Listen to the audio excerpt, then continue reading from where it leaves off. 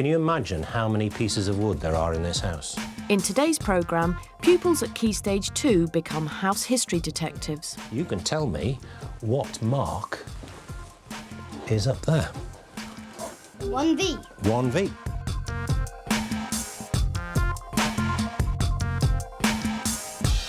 Pupils in Year 5 at Lady Joanna Thornhill School are going to be looking into the architectural history of their local town, Wye, in Kent. The children will be investigating aspects of the growth of the town by recognising the different ages of the buildings. In this programme, Year 5 teacher Nina Ellis is supported by history advisor and local historian Ian Coulson. OK, we're going to spend today and tomorrow looking around Wye and trying to think about the history of Wye. Looking at the picture, does anybody know where that is? Owen? Bridge Street. The lesson objectives were to get the children out and about and to begin to understand that the village that they work in. Some of them live in the village, but not all of them. We also wanted them to use some historical sources and to be able to work things out. I thought I'd bring in some bits and pieces as clues as to what historians use to find out about the past. As we look at the clues that historians use, we're going to do the spider diagram. Yes? Have you done a spider diagram before? Yeah, good, right. So can you do your spider in the middle of one of those pages? Now, let's have a look at the clues that I brought with me. The expectation, though, is to build them in such a way that they can do some of the fundamentals. So we'd be expecting the children at the bottom end of the ability range to be using the clues and, with assistance, manipulating them. Now, that is a shoe from the Middle Ages, a long, long time ago. But it's one of the sorts of clues that historians use to find out about the past. In other words, historians use objects, don't they, to find out about the past. I think a lot of the children learn more from actually seeing what they're working with than just being taught to. They will remember particularly physical sort of experiences rather than just textbook lessons. Used to find out about the past. Ah, what's this then? Ah, books, maps. To become house detectives, the children need to get used to looking at clues and evidence and using them to construct a story. Ah, right. What have we got there? A map. A map. Having grasped the idea of the range of clues available to them as historians, Ian reminds the children of one crucial piece of evidence which surrounds them every day. You looked at something on the board, didn't you? First thing with Mrs. Ellis. Yes. What did you look at on the board? We looked at a street of Wye. A street of Wye. And what was in that street? What was in the street? Houses. And Houses, that's right. Now, is there anything missing from our list of clues that we've got on the board here? Anything missing? buildings. Buildings, that's right, buildings, you see. So let's put buildings on, shall we? Because that is the clue that we are really going to be using over the next couple of days. OK, and what I'd like you to do is to try and take those pictures and put them on either side of that big image with new and old, yeah? Put the new ones on the left-hand side and the old ones on the right-hand side. OK, off you go. Let's see what you can do. That's definitely old. The children enjoy the straightforward comparison between old and new. It's an accessible way in to thinking about houses and their history. Houses now, you wouldn't actually see that bit there, would you? What do you think that bit there was? An old window. You know, houses nowadays tend to have garages. What we're going to do is, Mrs. Ellis has especially arranged sunshine for us. We're going to go out on an expedition. And you're going to go out as historians who have got a quest, right? And that quest is to take some photographs of buildings in Wye. OK, come on then.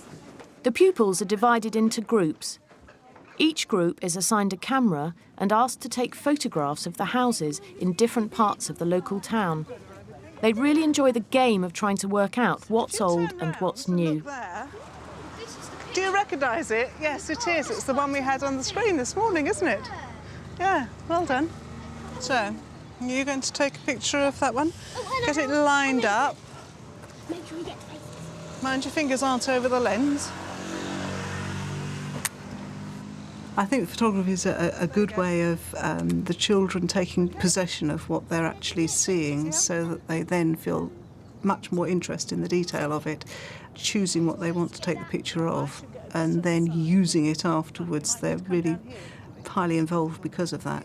Look at the arches over the doors. That's dating it a bit, isn't it? Because we don't build them quite like that, do we? It isn't exactly new. No. I suppose it's not very old. Middling. I enjoyed finding out things about why, because there's some things that I've missed because I go by it so often you don't actually get time to look at the detail on the houses. So the idea is that we lay out a plan of the village using this very sophisticated and expensive paper, and the children will place the photographs that they've taken of the buildings on the map, and that'll give them a sense of where the buildings are in the village, and also they will eventually get a sense of a distribution, because we'll put the photographs onto the map and we'll have a big picture of the village. We'll then get some coloured card, and for the old photographs we'll put a red card on top. For the new houses we'll put a blue card. We'll have you over here. The floor map works well because it's physical. It draws the children out of their usual environment, but we're not a million miles away. It's just using the hall. Once they get into the hall, of course, there's this element of what's going to happen next. What are we doing here? And that, I think, bit of mystery helps enormously. OK, well done. The pupils are also asked to present their findings with their photographs. Well, we take this picture because it had a flat roof and it was quite massive as well. Is it an old place or a new place? Quite old. Quite old. It's got a massive roof, hasn't it? Yeah. It's called a cat something or other roof. Cat slide, which I always like the sound of. The other side of it, of course, is that for many children who are kinesthetic and sort of spatial learners, actually getting up and physically doing the work makes all the difference. So, if we look at the village of Wye, with the information that we've gathered as historians, and because we know the difference between old houses and new houses, we can actually tell which is the oldest part of the village. And the oldest part of the village, of course, is the centre here, isn't it? Which is where we've got most of the red cards. It's really useful to use local historians because of their inside knowledge of the place that you're studying. For me particularly, not living in Wye, I know very much less than the person that we're involving in this, so he had good inside knowledge. In fact, this house is timber framed, isn't it? And actually, as an historian, he had some fascinating pieces that the children absolutely latch onto and really love, so yes, it was very useful. Now, what we're going to do now is to have a look at some old maps, because those old maps are going to tell us how the village has grown and got bigger. So what I want you to do with these maps is to try and put them in order. Which do you think is the oldest map? Which do you think is the newest map?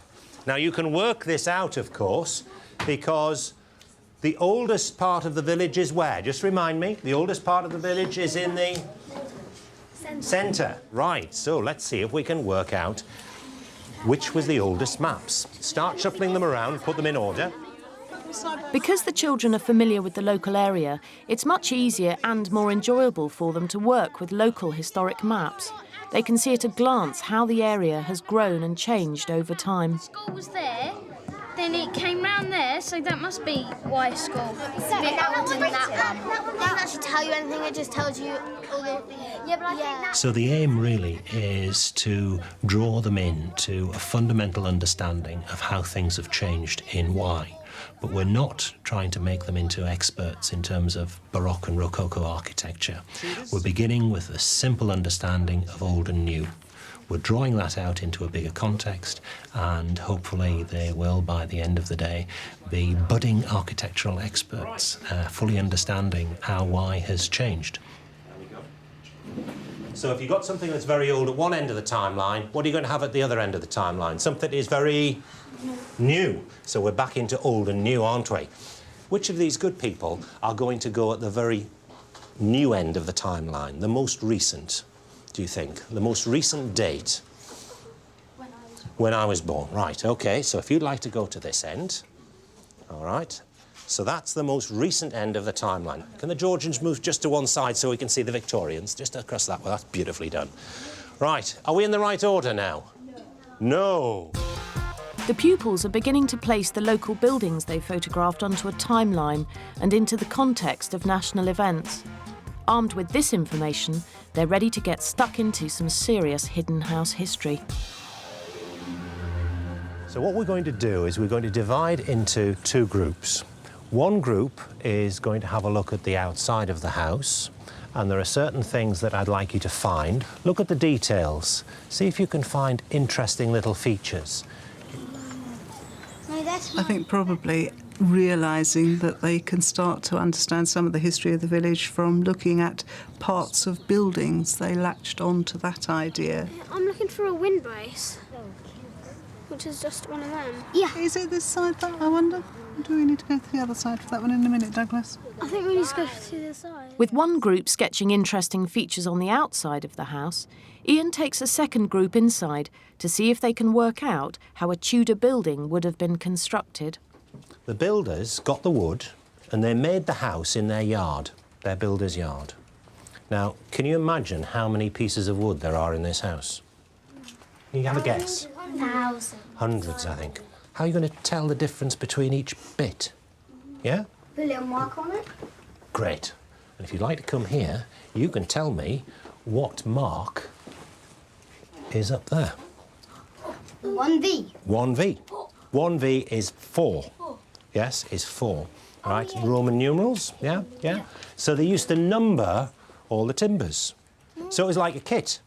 They'd make all the timber up in their yard, they'd bring it down in carts, and they'd put it together like a huge jigsaw, and then they'd bring all the timber frames up, bring them together, put in the floors and everything.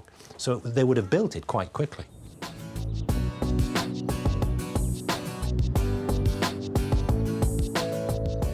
Right, slowly up. You see there's an X and a 3. Does anybody know what you call a fireplace like this? It's called an inglenook. The one up there? Good boy. Why would it be leaded? Have a look at those windows. Where would the lead be? Things which make Yes, well done. Yes. It's much more fun teaching them in this way for me, rather than just holding it forth in front of a class and having the whole class to yourself. Well then, Holly, while we're there. Well, before, I wouldn't have had a clue about how to tell a Victorian house from, let's say, a Georgian house, but now it's pretty obvious. Working closely with a local historian to track the development of the town and looking in depth at the story of one particular house in that town, Nina Ellis has found that at Key Stage 2, her pupils can become sophisticated house history detectives. By using simple clues and local maps, the children have learnt how to uncover the hidden history of any house.